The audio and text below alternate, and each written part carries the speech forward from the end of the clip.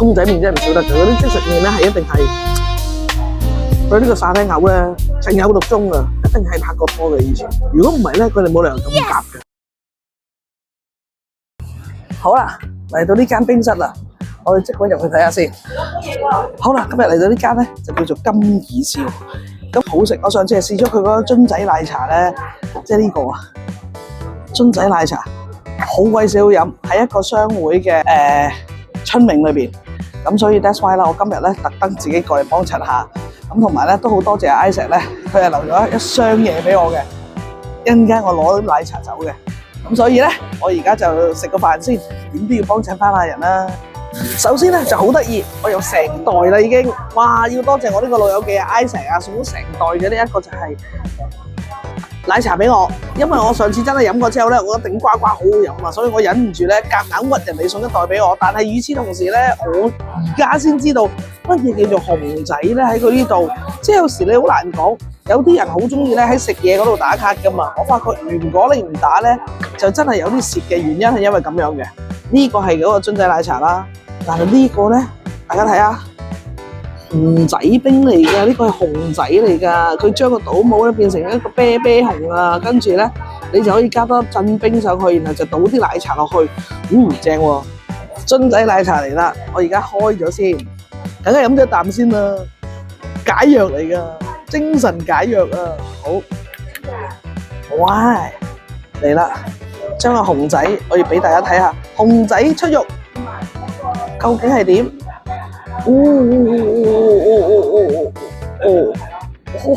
呢隻味就係我上次最中意飲嗰隻味嚟㗎。嗱，不過我坐咗喺度咁耐咧，都未有人理我啊！落 order，我諗我都要同我朋友咧提點聲。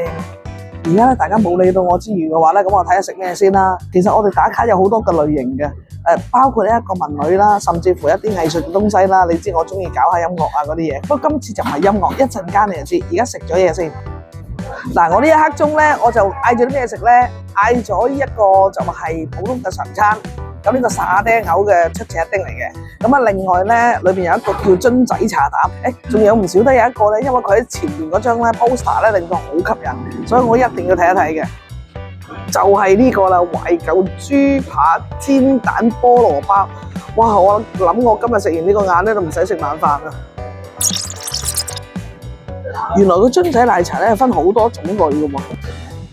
有港式奶茶好多個喎，有小甜啦，跟住香濃啦、燕麥啦、鴨屎香檸奶，呢個檸檬茶嚟嘅，泰式啦、玫瑰啦、新鮮啦。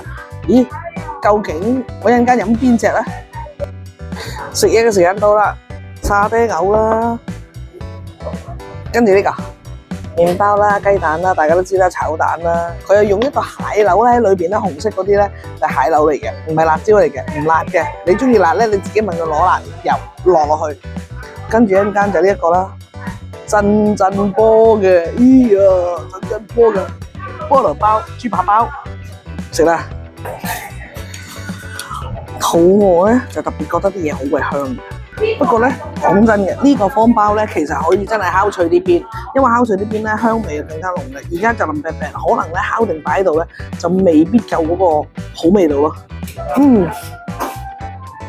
佢個沙爹味都唔錯 ，OK。半餐熟嘅炒蛋一定係好食㗎。我係幾中意咧，突然間佢落一個蟹柳啊，因為其實咧講真。喺香港地咧，好少茶餐廳咧係會落蟹柳嘅，多數都就咁一個煎蛋俾你啦，或者一個 scramble egg 咧，我哋所謂嘅炒蛋。咁炒蛋裏邊大不了都係加葱嘅啫，但係而家呢一刻咧就加蟹柳，係有特別啲嘅。公仔麵真係唔少得嘅，嗰啲即食麵咧係一定係佢呢個沙爹牛咧情有獨鍾啊，一定係拍過拖嘅以前。如果唔係咧，佢哋冇理由咁夾嘅。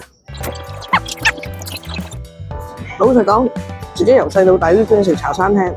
不過今次咧呢一個茶餐廳係可以喺呢個沙爹牛嗰度咧改善少少嘅，即係可能冇咁多炸銀啊咁樣，但係咧佢味道係一流嘅，只不過係今次嘅牛肉究竟佢係唔係咁好啊，定係點樣咧？不過咧佢個樽仔奶茶真係冇得頂，冇得頂！我一陣間轉頭食埋個菠蘿豬扒雞蛋包，呢個咧就攞嘅命三千啦！佢有晒呢一個雞蛋啦。裏邊咧揭住，我打開俾你睇睇啊！就有個豬扒喺度，菠蘿包究竟點樣咧？嗱，太陽版就 very good 得好緊要啦。究竟食落係如何先 ？Yummy！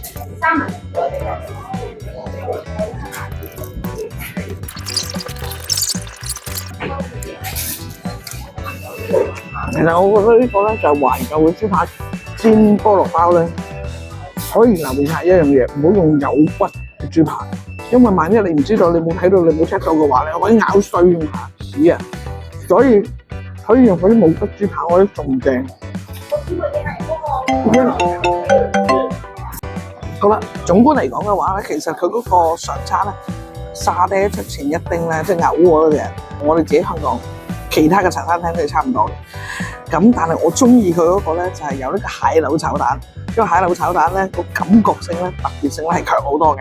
但係咧，跟住然後我食嗰個就係懷舊豬扒煎菠蘿包咧。我就覺得個菠蘿包嘅 very 覺得好緊要，煎蛋都 OK， 但係個豬扒我真係略嫌佢點解裏邊有骨咧？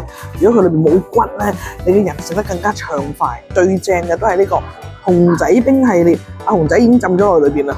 睇下熊仔，嗱呢張單咧就117蚊，上餐嘅沙爹出前一丁，蟹柳炒蛋吐司，樽裝熊仔奶茶，豬扒煎蛋菠蘿包，可以一試。